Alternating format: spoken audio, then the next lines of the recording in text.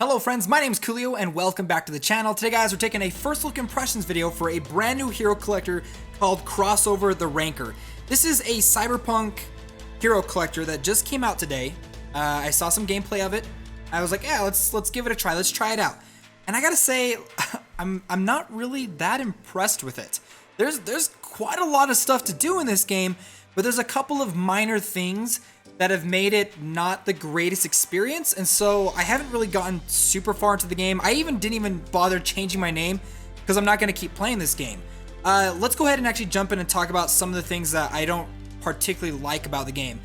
First up is the story. Now the story isn't tied to the chapters that you play, it's tied to the quests that you get to progress through the game. So for example, up at the top right, it says I need to beat normal chapter 1 section 4 in order to progress the story.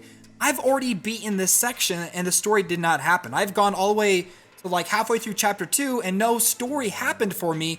It only actually happens when you purposely go and complete these quests for these specific sections. So for example, if you've already beaten chapter 1 section 4, but this isn't the quest that you're on, it won't automatically complete it for you to just kind of go through and do it. Now I actually have to go back and complete chapter 1 section 4 in order to complete this quest. The other thing I want to talk about is the game does have an auto combat system and a ×2 system. Now when it comes to the skills in this game, it's not very impressive. Even their ultimate abilities don't look very flashy and are kind of underwhelming. On top of that, the ×2 seems very slow. I feel like they need like a ×3 to make it feel like you're progressing fairly quickly through this game. Also, like, I'm halfway through chapter 2 and I feel like I'm going through the exact same environments over and over again. I know I feel like I'm being a little bit picky here, but I just want to let you guys know, okay? There are some great things about this game. This game has an insane amount of content behind it. There's a lot of great stuff that this game has. I'm just saying that this game, it's lacking in certain places and it's kind of underwhelming. Now, the other thing I want to talk about, okay, so I just beat the story. So I go ahead and hit get, confirm. Now the story unlocks for me and I can progress through it if I wanted to skip through it. It's just, even though like with a lot of these mobile games, even though I don't really pay a lot of attention to the story, it's kind of nice to have the story to break up the content that you're going through and also to give you a purpose as to why you're doing certain things. This game doesn't really do that. The other thing I want to talk about is the character designs in this game. There are some okay looking characters. In fact, like the monsters that you fight in this game look better than the characters that you can collect.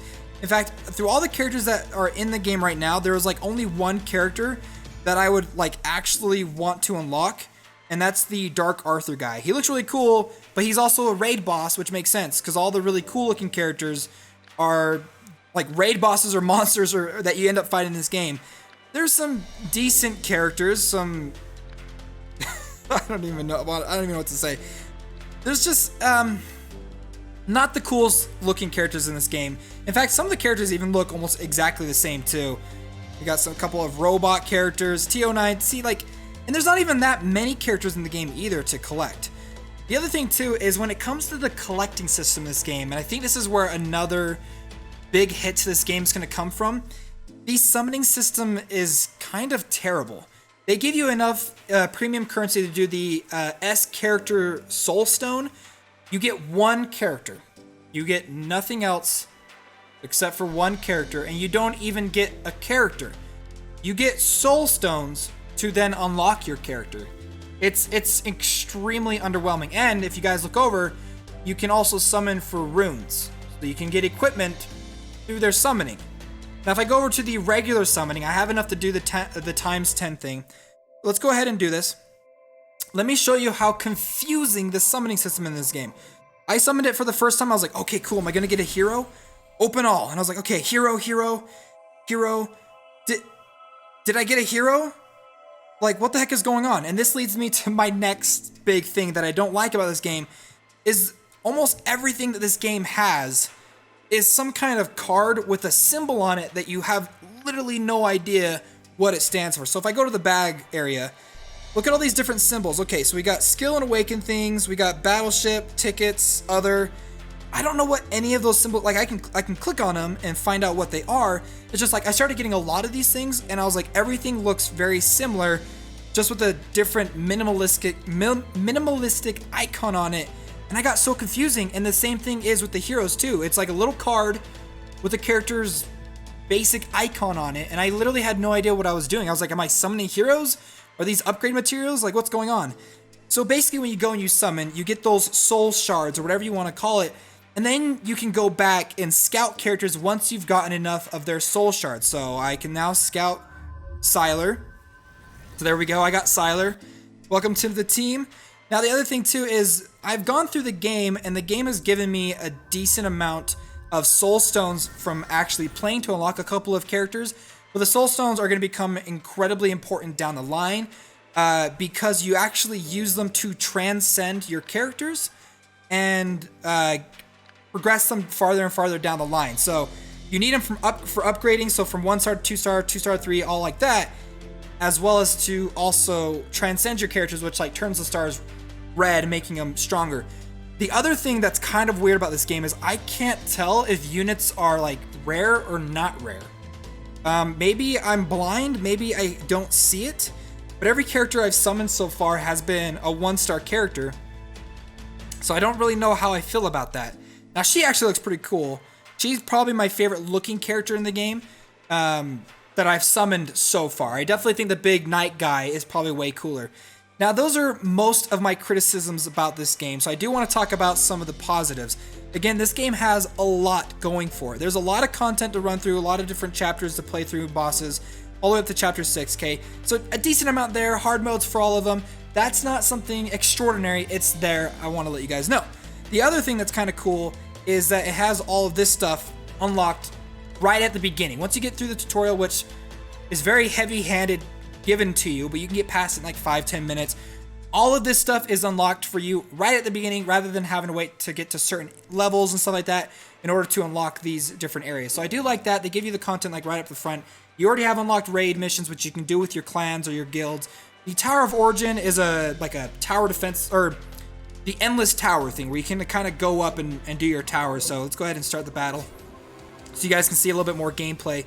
This one, your characters are in the center with the bosses or the monsters attacking you. So I'm going to turn off auto and activate one of my character's ultimate abilities just so you guys can see it. But again, like I said before, their ultimate abilities are very, very underwhelming. So that was an ultimate ability. Let me go ahead and use my mage's ultimate ability, which is probably the coolest one. That was my mage's ultimate ability. So you can see not the most exciting gameplay. In fact, I think I might be losing a little bit. Kind of challenging going on right now. So if I end up losing, oh well, like I said, I'm not really going to be playing this game. But I think a lot of the content's unlocked right up front for you guys, so there's stuff to do. If you like the cyberpunk aesthetic, I think a lot of people will enjoy it. My other highlight to this game is, again, I think the bosses that you fight in it look really, really cool. And I wish those were some of the heroes that we could collect.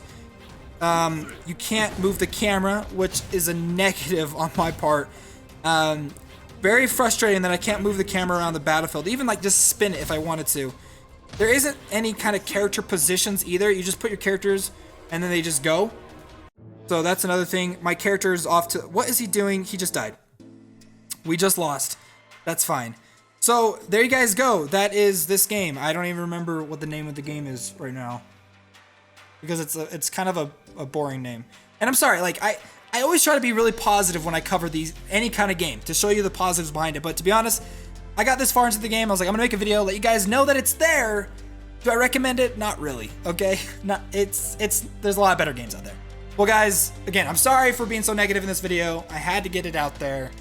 New Hero Collector. I'm definitely gonna check it out. If you guys enjoyed this video, if you guys have other games you want me to check out, let me know down below. If you guys are playing this game and you have other opinions behind it, or maybe some positives you want to share with me, let me know down below as well. Well, guys, my name's Koolio, and I'll see you all next time.